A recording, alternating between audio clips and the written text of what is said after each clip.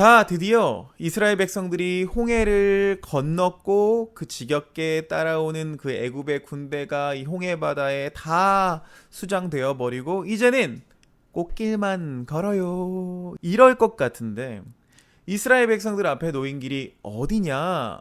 광야 길이었다는 거예요. 그러니까 우리가 예수님 믿기로 결단을 하고 세례도 받고 그랬으면 이제 좀 잘 나가야 되는 거 아니야? 라고 할 수 있어요. 그런데 우리 앞에는 여전히 생존의 문제가 눈앞에 놓여 있다는 거죠.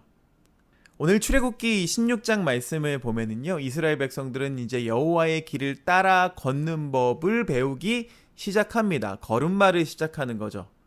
이스라엘 백성들이 제대로 걷기 위해서는, 제대로 살기 위해서는 다른 어떤 것보다 문화의 변혁이 필요했어요. 우리가 예수님을 믿기로 하고 결단하고 세례를 받았어요. 그런데 사는 모습이 예수님 안 믿는 그때랑 똑같아. 지금 이스라엘의 상황에서는요, 노예에서 하나님의 백성이 되었는데 사는 모습이 애굽에서랑 똑같아. 겉으로 보면 이스라엘 백성들에게 닥친 가장 시급한 문제는 물과 음식이었죠. 그런데 오늘 말씀은 이보다 더 큰 문제를 제시하고 있습니다. 첫 번째는 이스라엘 백성이 여호와 하나님의 지침을 신뢰하고 따르는 법을 배웠는가? 두 번째는 광야에서 이스라엘 백성을 위해 책임을 지는 자가 누구인지 깨달았는가 하는 문제였어요. 3절을 보니까요, 이스라엘 백성이 모세와 아론한테 원망을 합니다. 그런데 이 원망을 잘 들어보면요, 이스라엘 백성들이 아이러니하게도 자신들도 모르게 여호와 하나님께서 자신들에게 뭔가를 풍성하게 베푸셔야 한다는 속마음이 드러나고 있는 거예요. 이 마음이 바로 목사님 마음? 인정. 여러분 마음?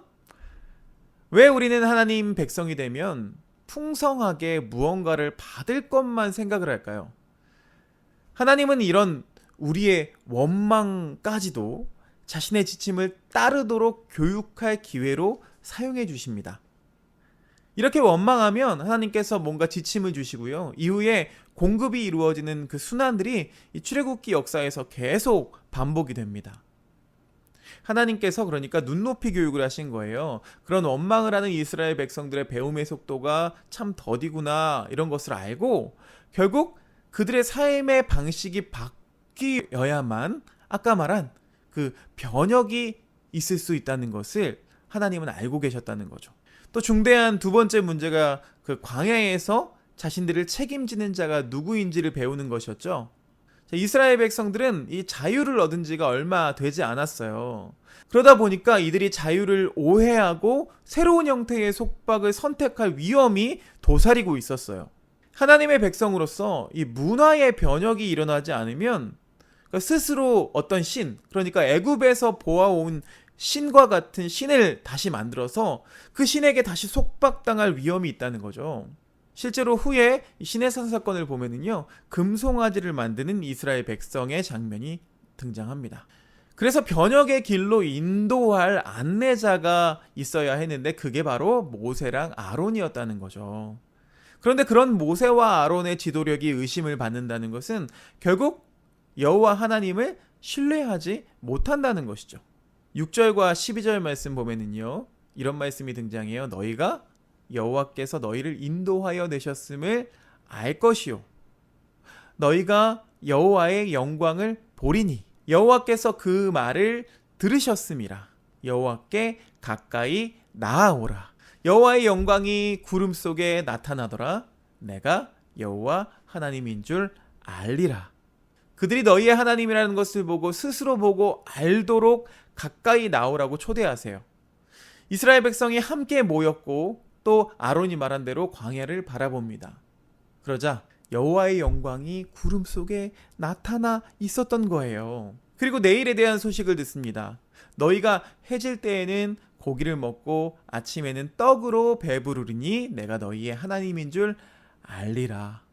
하나티니즈 친구들, 주일 예배가 더 어려워졌어요. 또 얼마나 이런 상황이 지속될지 모르겠어요. 그러나 중요한 것은 예배가 우리를 구원하는 것이 아닙니다. 우리의 구원은 여호와 하나님께 달려 있죠. 그렇지만 또 구원의 하나님을 만나기 위해서는 우리가 가까이 나가야 해요. 가까이 나가서 우리가 보아야 해요. 여호와의 영광이 여러분의 예배의 장소에, 여러분의 집, 또 여러분의 학교, 여러분의 학원, 그 어느 곳이라도 임재하심을 믿습니다. 또 주일이 아니더라도 하나님 앞에 가까이 다가가시는 여러분들이 되세요. 그렇게 우리가 하나님의 임재를 우리의 삶 속에서 경험하게 되면 우리의 삶에 변혁이 일어나게 되고 우리의 내일에 진정한 샬롬이 찾아오게 될 줄로 믿습니다.